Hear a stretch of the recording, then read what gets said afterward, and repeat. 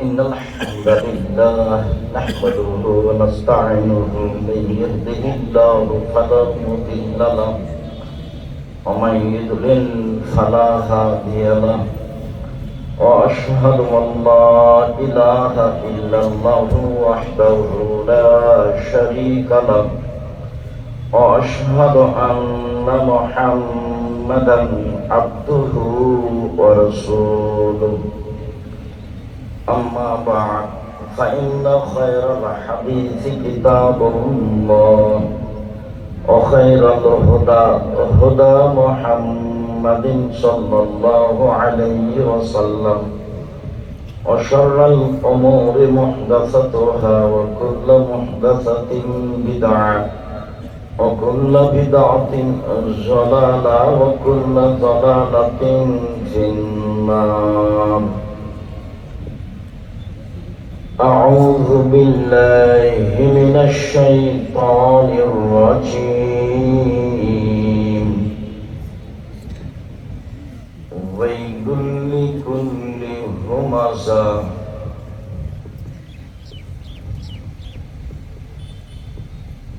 ويل لكل همزة لمزة. عن جبير بن مطعم رضي الله تعالى عنه قال قال رسول الله صلى الله عليه وسلم لا يدخل الجنة قتال وفريق نمام رواه البخاري ومسلم. সম্মানিত Purbachal GK foundation academy এর উদ্যোগে ইসলামী মহাসম্মেলনে উপস্থিত দ্বীনি মুসলিম ভাই ও বোন, প্রশংসা আল্লাহর জন্য, শান্তি অবতীর্ণ হোক আল্লাহ রাসূলের উপর সাল্লাল্লাহু আলাইহি ওয়াসাল্লাম। আজ জুমার খুতবায় বক্তব্যের বিষয় গীবত পরনিন্দা। গীবত পরনিন্দা নিয়ে এক গুরুত্বপূর্ণ সংক্ষিপ্ত তথ্যবহল বিবরণের চেষ্টা করব ইনশাআল্লাহ। আজ মনে রাখা ভালো হবে যে পাপ দুই ধরনের, একটা মানুষের সাথে জড়িত পাপ, একটা আল্লাহর সাথে জড়িত পাপ। আল্লাহর সাথে জড়িত পাপ যত বড়ই হোক না কেন ক্ষমা সহজ, কিন্তু মানুষের সাথে জড়িত পাপ ক্ষমা সহজ নয়। পিতামাতার অবাধ্য চলা মহাপাপ, জেনা মহাপাপ। বিবাহিত মানুষ যদি জেনা করে তাহলে তাকে ইট ঢিল পাথর দিয়ে মেরে ফেলতে হবে। অবিবাহিত পুরুষ নারী যদি জেনা করে তাহলে তাকে 100 লাঠি পিটিয়ে এলাকা থেকে 1 বছরের জন্য তাড়িয়ে দিতে হবে। বিবাহ করার পরে জেনায় লিপ্ত হলে বেঁচে থাকার কোনো পথ পৃথিবীতে নেই, বেঁচে থাকার কোনো পথই নেই। তারপরেও যদি তার বিচার না হয়, ও যদি আল্লাহর কাছে ক্ষমা চায় তাহলে ক্ষমা হয়ে যাবে ইনশাআল্লাহ। কেন? এই পাপ আল্লাহর সাথে জড়িত পাপ, ক্ষমা সহজ। পাপের জগতে সুদ মহাপাপ। আপনি অবাক হবেন, সুদের পাপের যে ভাষা আল্লাহর নবী উল্লেখ করেছেন, এইরকম ভাষা আল্লাহ আর কোন পাপের সাথে উল্লেখ করেননি। এর চেয়ে বড় পাপ আছে, কিন্তু ভাষা এমন নয়। রাসূল সাল্লাল্লাহু আলাইহি ওয়াসাল্লাম বলেন, মাইয়াকুলু দিরহাম রিবা ওয়া ইয়ালাম আসাদু মিন সিত্তাতি ওয়া সালাসিনা জিনিয়া। কেউ যদি জেনে শুনে 1 টাকা সুদ খায়, 36 বার জেনা করে যত পাপ হবে, 1 টাকা সুদ খেলে তার চেয়ে বেশি পাপ হবে। কত বেশি তা হিসাব করা হয়নি। পাপটাকে জেনার সাথে লাগানো হয়েছে। 1 টাকা সুদ 36 বার জেনা করে যত পাপ হবে, 1 টাকা সুদ খেলে তার চেয়ে বেশি পাপ হবে। অথচ সুদের চেয়ে বড় পাপ বাপ মায়ের অবাধ্য চলা। ভাষা এমন নয়। স্টেজে কোনো কথা হবে না। আপনারা যারা স্টেজে আসবেন, যারা ওখান থেকে আসবেন, তারা একবার ওইভাবে মেপে এসে স্টেজে আসবেন। কথা হবে পরে, আজান হওয়ার পরে কথা বলার নাজায়েজ, হারাম। এটা ইসলাম। যারা বসে আছে তারা মুসলিম, এর নিয়ম ভিন্ন। সম্মানিত দিনী ভাই বোন, এই ছেলে যারা দায়িত্ব পালন করছে ওইখানে রেডি থাকো। যারা আসবে স্টেজে খুব হিসাব করে আসতে হবে। সম্মানিত দিনী ভাই বোন, রাসূল সাল্লাল্লাহু আলাইহি সাল্লাম বলেন, আর রিবা সাবুনা জুজান আইসারু আইন কা রজুল উম্মাহু। সুদের পাপের 70টা ভাগ রয়েছে। তার ছোট ভাগ হলো মার সাথে জেনা করলে যেমন পাপ হয়। শিরক মহাপাপ। ভাষা এমন নয়। বাপ মায়ের অবাধ্য চলা পৃথিবীর দ্বিতীয় মহাপাপ। ভাষা এমন নয়। মিথ্যা সাক্ষী দেওয়া পৃথিবীর তৃতীয় মহাপাপ। ভাষা এমন নয়। মানুষকে হত্যা করা চতুর্থ মহাপাপ। ভাষা এমন নয়। একবার রাসূল সাল্লাল্লাহু আলাইহি ওয়াসাল্লাম বললেন, কে যদি জেনে শুনে 1 টাকা সুদ খায়, 36 বার জেনা করে যত পাপ হবে, 1 টাকা সুদ খেলে তার চেয়ে বেশি পাপ হবে। একবার বললেন, সুদের পাপের 70টি ভাগ রয়েছে। ছোট ভাগ হলো মার সাথে জেনা করলে যেমন পাপ হয়। তো সুদের পাপটাকে কার সাথে লাগিয়ে দেওয়া হয়েছে? জেনার সাথে। অন্য কোন পাপের জন্য এরকম ভাষা নেই। এরপরেও সুদ যত বড়ই পাপ হোক না কেন, কোটি কোটি টাকা একটা মানুষ সুদ খেয়েছে, বাড়ি গাড়ি ব্যাংক ব্যালেন্স ভর্তি, আজকে রাতে বলছে আমার ভুল হয়েছে, তুমি আমাকে মাফ করো, আমি সুদের লেনদেন বন্ধ করবো, সব পাপ ক্ষমা হয়ে যাবে ইনশাআল্লাহ। কেন? এই পাপ কার সাথে জড়িত? আল্লাহর সাথে জড়িত। নির্বাচনে একজন চেয়ারম্যানের বদনাম করেছেন, যে খারাপ। এখন থেকে হজে উমরাতে গিয়ে বাকি জীবন কাবা ঘরের গিলাপ ধরে ক্ষমা চান, কান্নাকাটি করেন। কোন একদিন যদি ক্ষমা হয়ে যায়, তাহলে ইসলাম ধর্ম মিথ্যে, আল্লাহ হবেন জালেম। আল্লাহ বলেছেন, আমি জালেম নই, আমি মানুষের উপরে জুলুম করব না।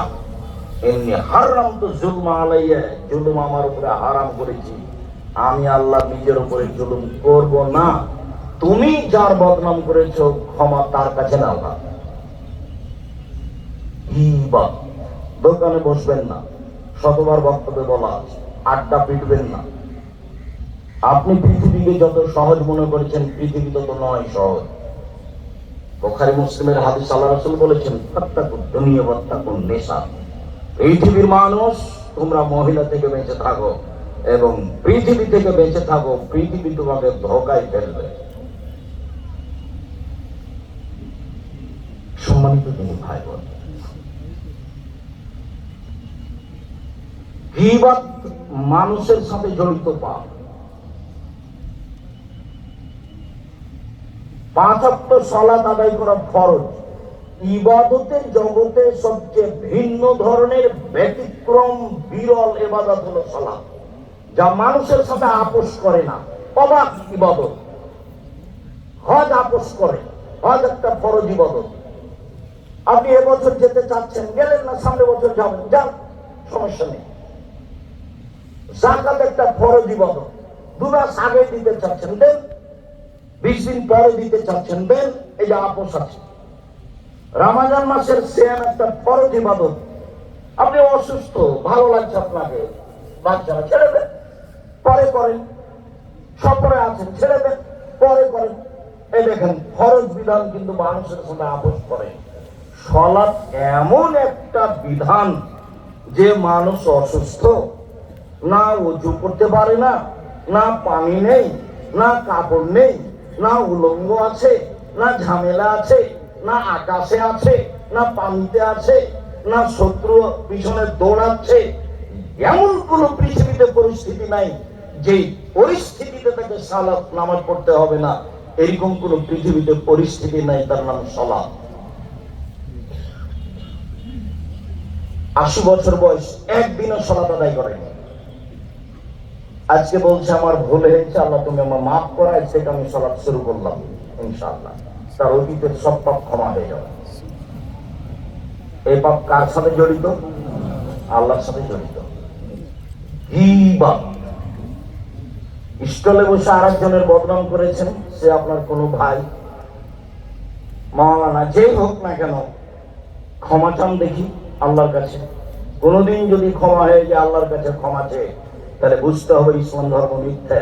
ইসলাম ধর্ম মিথ্যা নয়, ইসলাম ধর্ম সত্য, আপনার ক্ষমা হবে না, এটাই চূড়ান্ত।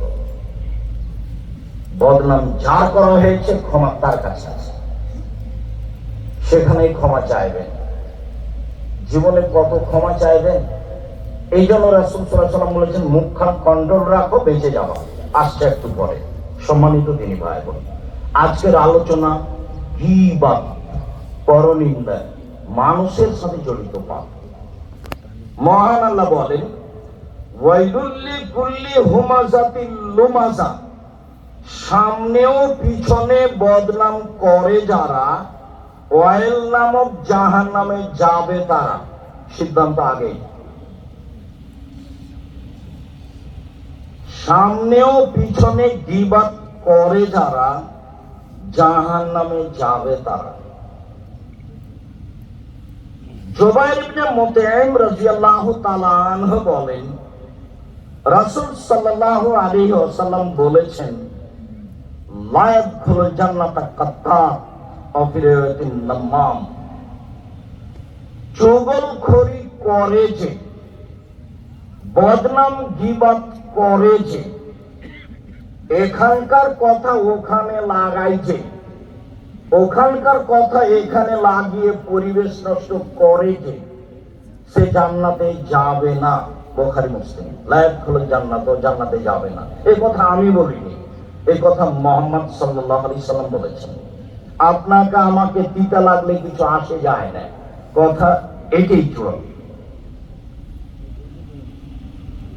গীবত, মহান আল্লাহ বলেন ইয়া আইয়ুহাল্লাযীনা আমানু ইজতানিবু কাসীরাম মিনাজ যান ইন্না বাযা যান্নি ইসম। পৃথিবীর মানুষ, তোমরা মানুষের উপরে ধারণা করা থেকে বেঁচে থাকো, নিশ্চয়ই কিছু ধারণায় পাপ হয়, ধারণা করবেন না। মনে হয় এটা বলেছে, এটা মনে হয় করেছে, ধারণা করবেন না। রাসূল সাল্লাল্লাহু আলাইহি ওয়াসাল্লাম বলছেন শোনো, 3 জন মানুষ সফরে গেলে 2 জন মিলে আপসে কথা বলো না, কথা বললে 3 জন মিলেই বলিও। কেন? 2 জন মিলে কথা বললে তৃতীয় জন ভাববে আমার বিষয়ে মনে হয় বলছে, তখন একটু কান লাগিয়ে শোনার চেষ্টা করবে, ও বিপাকে পড়ে যাবে। কাজেই সফরে 3 জন মিলেই কথা বলিও, 2 জন মিলে কোনো কথা আপসে বলিও না, ধারণা খারাপ হবে। রাসূল সাল্লাল্লাহু আলাইহি ওয়াসাল্লাম বাড়ি থেকে বের হয়ে বলতেন সঙ্গী সাথী, শোনো, কারো ব্যাপারে আমার কাছে খারাপ ধারণা দিও না, আমার সামনে বলিও না যে অমুক খারাপ। তোমার বলাতে তখন আমার ধারণা তার উপরে খারাপ হয়ে যাবে। কয়েকবার বললে মনে হবে যে মিথ্যাটাই সত্য, মিথ্যাই সত্য হয়ে যাবে। হাজারো মানুষ জেলে আছে, জজ জানে না ঘটনা কি, উকিল জানে না ঘটনা কি, সাক্ষী জানে না ঘটনা কি, ও নিজে জানে না ব্যাপার কি, আমি কেন জেলে, যে সাজিয়েছে সে জানে। মিথ্যা সাক্ষী। ওকে বলেছে 50,000 টাকা দিব, তুই বলবি যে আমি 2 চোখে মারতে দেখেছি, বাস টাকা পেয়েছে। ও বলেছে আমি 2 চোখে মারতে দেখেছি। যার কথা বলছে ও তো সেদিন নারায়ণগঞ্জে ছিল না। সম্মানিত দিনী ভাই বোন, মহান আল্লাহ বলেন ওয়ালা তাজাসসু, পৃথিবীর মানুষ তোমরা মানুষের দোষ ত্রুটি উদ্ঘাটন করো না। আবু হুরায়রা রাদিয়াল্লাহু তাআলা আনহু বলেন, রাসূল সাল্লাল্লাহু আলাইহি ওয়াসাল্লাম বলেছেন, ইয়াকুমুল জান্নাহ ফাইন্না জান্নাহ আকদাবুল হাদিস। পৃথিবীর মানুষ, তোমরা ধারণা করা থেকে বেঁচে থাকো, ধারণাই সবচেয়ে বড় মিথ্যা। আল্লাহর নবী একদা বলেন, সবচেয়ে বড় পাপ হলো আল্লাহর সাথে শিরক করা। দ্বিতীয় মহাপাপ হলো হুকুকুল ওয়ালিদাইন, পিতামাতার অবাধ্য চলা। তৃতীয় মহাপাপ হলো কওলুজ জুরে, মিথ্যা কথা বলা। আর এখানে আল্লাহ রাসূল বলছেন, ধারণাই সবচেয়ে বড় মিথ্যা। মিথ্যা কথা হলো পৃথিবীর তৃতীয় মহাপাপ। মিথ্যা কথা পৃথিবীর তৃতীয় মহাপাপ। অত্র বুখারী মুসলিমের হাদিসে রাসূল সাল্লাল্লাহু আলাইহি সাল্লাম বলেন, ধারণাই সবচেয়ে বড় মিথ্যা। তারপরে তিনি বলেন, ওয়ালা তাহাসসু। পৃথিবীর মানুষ, তোমরা মানুষের গোপন কথা কান লাগিয়ে শোনো না। ওরা দুইজন কি বলছে এটা শোনার চেষ্টা করিও না। ওরা স্বামী স্ত্রী কি বলছে এটা শোনার চেষ্টা করিও না। কেউ যদি কারো গোপন কথা শোনার চেষ্টা করে, তাহলে মুসলিম গ্রন্থে এসেছে, বিচারের মাঠে তামাকে জাহান্নামের আগুনে গলিয়ে তার কানে ঢেলে দেওয়া হবে। মানুষের গোপন কথা শোনা হারাম। মানুষের গোপন কথা শোনা কাবিরা গুনাহ। ওয়ালা তাজাসসু। পৃথিবীর মানুষ, তোমরা মানুষের দোষ ত্রুটি উদ্ঘাটন করো না। মানুষের দোষ ত্রুটি উদ্ঘাটন করা নাজায়েজ, হারাম। 40 বছর পরে আগে একটা মানুষ কি করেছে, আজকে সেটা আপনি পেপার পত্রিকায় লিখছেন। সাংবাদিক তলিয়ে তলিয়ে মানুষের দোষ ত্রুটি জিজ্ঞাসা করে পেপার পত্রিকায় লিখছে। কারো জানা নাই বিষয়টি কত কঠিন। আমি বলেছি, জনাব, পৃথিবীতে উপার্জনের আরো পথ আছে, সেগুলো বাছাই করেন, সাংবাদিকতা ত্যাগ করেন। শুনুন, দোষ ত্রুটি উদ্ঘাটন করা হারাম। আল্লাহর নবী বলেন, মান সাতারা মুসলিমান সাতারাহুল্লাহু ফিদ দুনিয়াল আখিরাহ। কেউ যদি কারো দোষ ত্রুটি ঢেকে রাখে, আল্লাহ তাআলা তার দোষ ত্রুটি ইহকালে ও পরকালে ঢেকে রাখবেন। বুখারী মুসলিম মুসলমান হিসাবে আপনার জরুরি উচিত আপনার শত্রুর দোষ ত্রুটি ঢেকে রাখবেন। শত্রুর দোষ ত্রুটি বলতে ভালো লাগে, মিঠা মিঠা লাগে।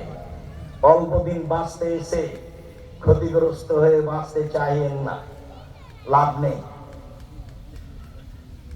আমি বলিনি এ কথা নয়, আমি বলেছি। আসলে কি দাঁড়াবেন? তো হাসছে, চুপ আছে। তা আমি বলছি, অল্প দিন বাঁচতে এসে পরকাল হারাতে আমি রাজি নই। আসলে যেটা সিদ্ধান্ত সেটাই হবে, যা হবে হবে। অল্প দিন বাঁচতে এসে পরকাল হারাতে আমি আব্দুর রাজ্জাক বিন ইউসুফ রাজি নই।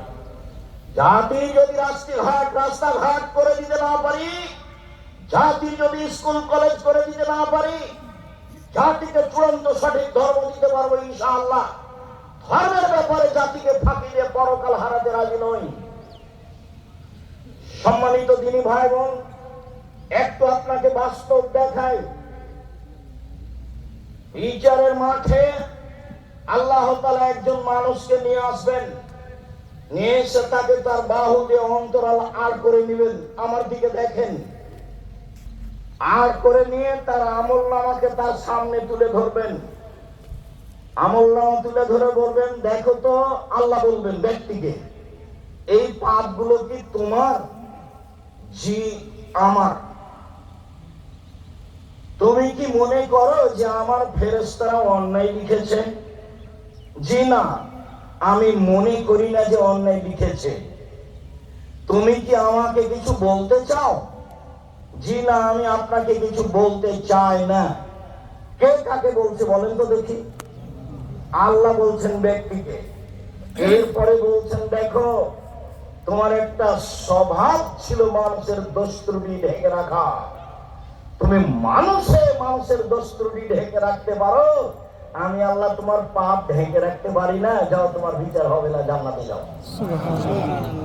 দিয়ে বুঝায় আপনাকে আমি ইসলাম কি জিনিস, দিয়ে বুঝায় আপনাকে আমি বদনাম গীবত কি জিনিস, দিয়ে বুঝায় আপনাকে মানুষের দোষ ত্রুটি ঢেকে রাখা কি জিনিস, যা মানুষের জরুরি জিম্মেদারি। যারা মানুষের দোষ ত্রুটি উদ্ঘাটন করে তারা মুমিন নয়। লাইসাল মুমিন বিত্তান, নিন্দা করে যে সে মুসলিম নয়। ওয়ালাবিল্লাহ, অভিশাপ করে যে সে মুসলিম নয়। ওয়ালাল ফাহিশ, অশ্লীল কথা মুখে যে বলে সে মুমিন নয়। ওয়ালাল বাজি, কর্কশ ভাষা ব্যবহার করে এবং বদনাম গীবত করে যে সে মুমিন নয়। और তাহাজ্জুদ পড়ে কোনো লাভ নেই, और সিয়াম থেকে কোনো লাভ নেই। রাসূল সাল্লাল্লাহু আলাইহি ওয়াসাল্লাম বলে কাম মিন সাইমিন লাইসা লাহু সিয়াম ইল্লা জামা, বহু মানুষ সিয়াম থাকে, রোজা থাকে, ও পিপাসিত থাকে মাত্র, কিছুই নাই তার, এক নেকিও হবে না। কাম মিন কাইমিন, বহু মানুষ তাহাজ্জুদ পড়ে, লাইসা লাহু মিন কিয়ামিহি ইল্লা সাহার, তার তাহাজ্জুদ হয় না, মাত্র রাত জাগে, মাত্র এইটা। সম্মানিত দিনী ভাই বোন, আজকের পরে সিদ্ধান্ত পরিবর্তন করতে হবে।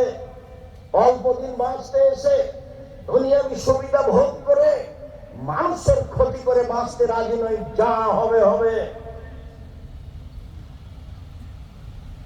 আবু হুরায়রা রাদিয়াল্লাহু তাআলা আনহু বলেন, রাসূল সাল্লাল্লাহু আলাইহি সাল্লাম বলেছেন, পৃথিবীর মানুষ শুনে রেখো, মাইয়াজমান বি মা বাইনা লাহিয়াহি ওয়া মা বাইনা রিজলাহি আজমালাহুল জান্নাহ।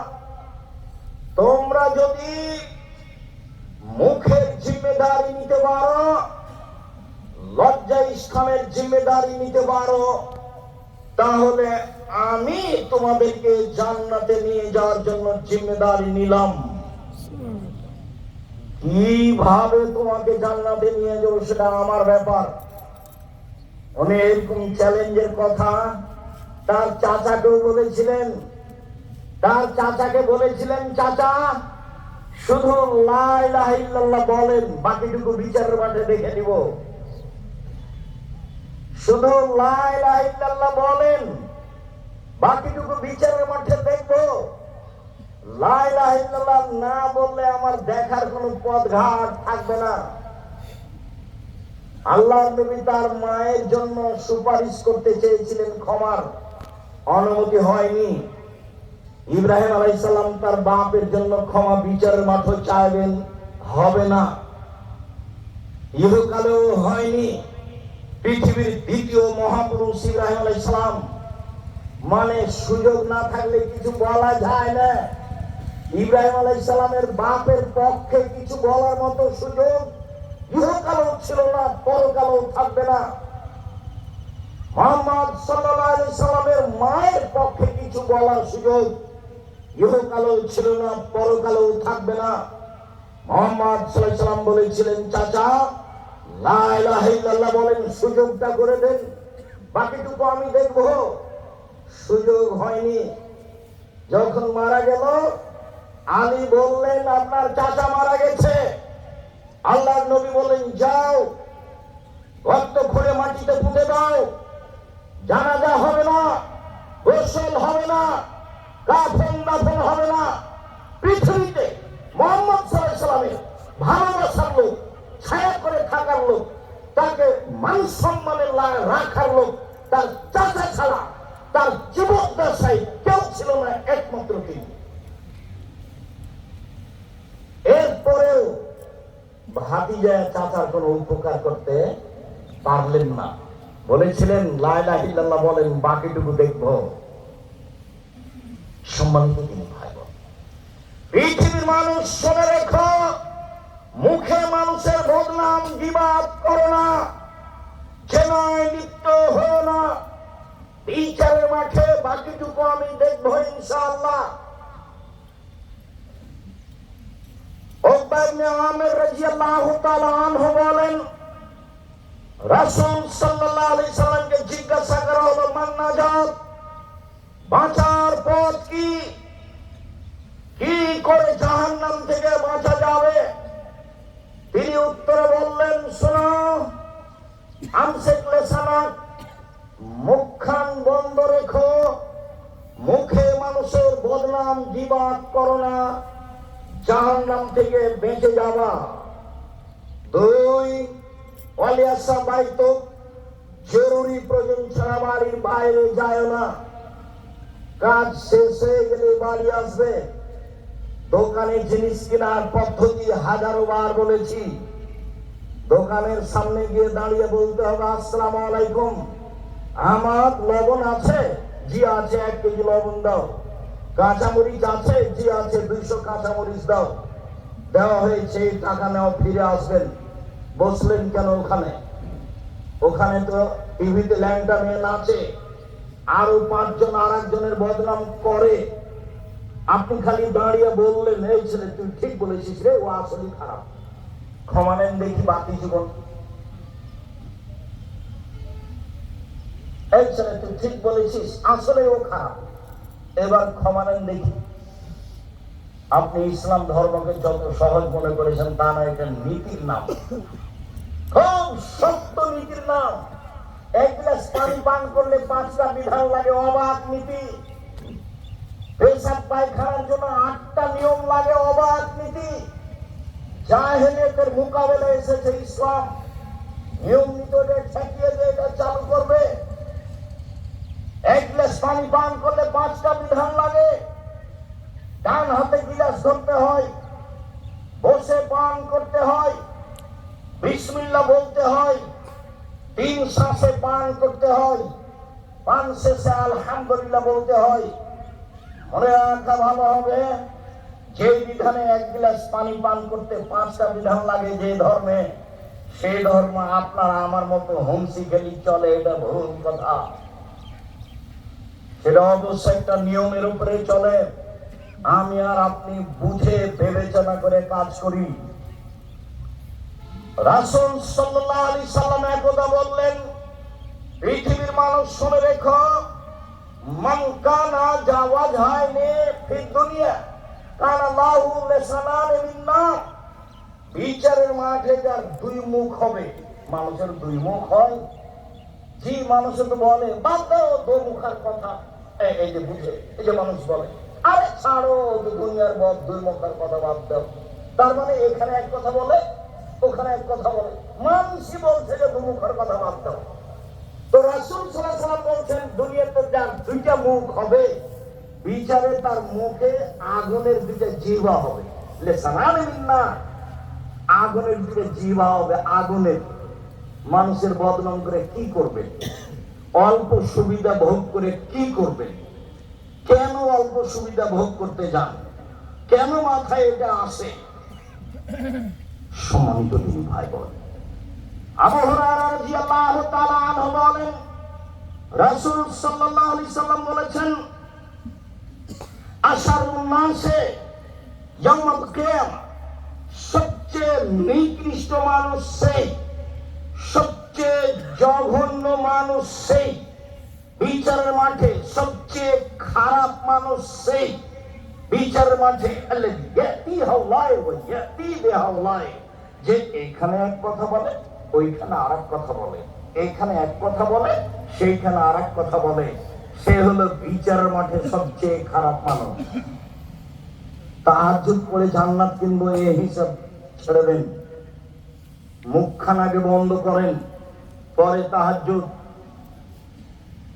মুখ বন্ধ না করলে বিচারের মাঠ টিকবে না।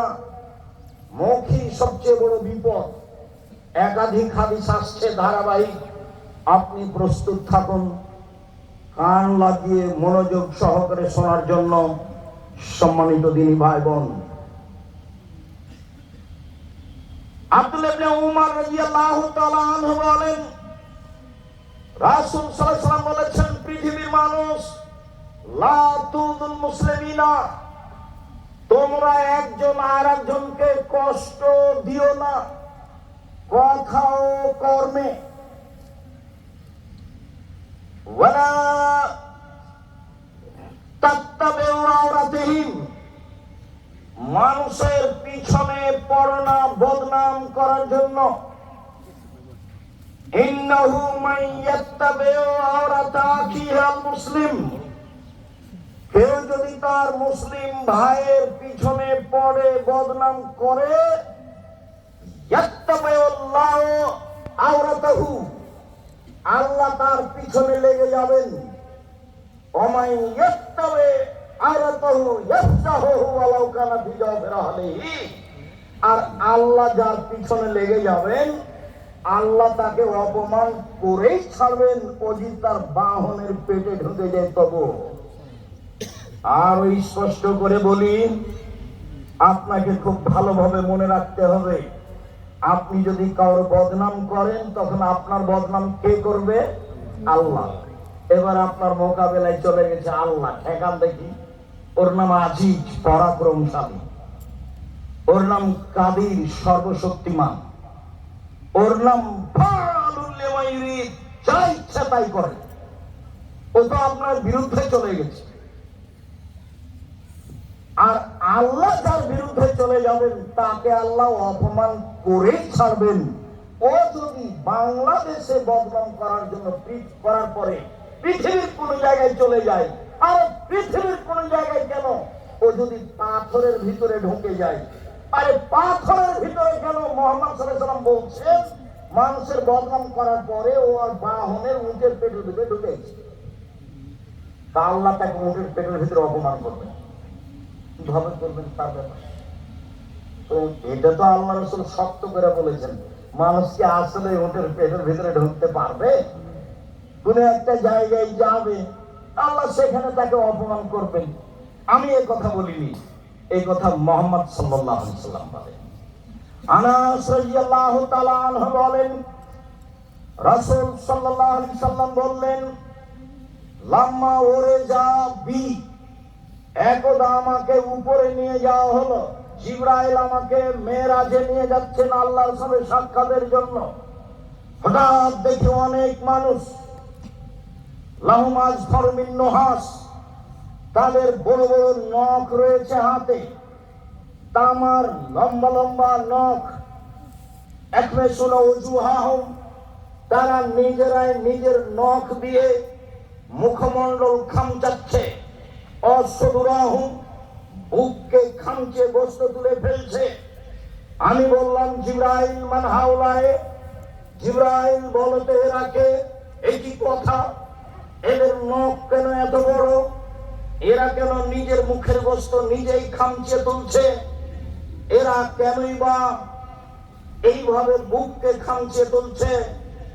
আল্লাহ রাসূল বললেন এই কথা। তখন জিবরাইল উত্তরে বললেন, হাওলাই আল্লাযীনা ইয়াকওয়ারাদুন নাস, এরা হচ্ছে ওরা যারা মানুষের বদনাম করত।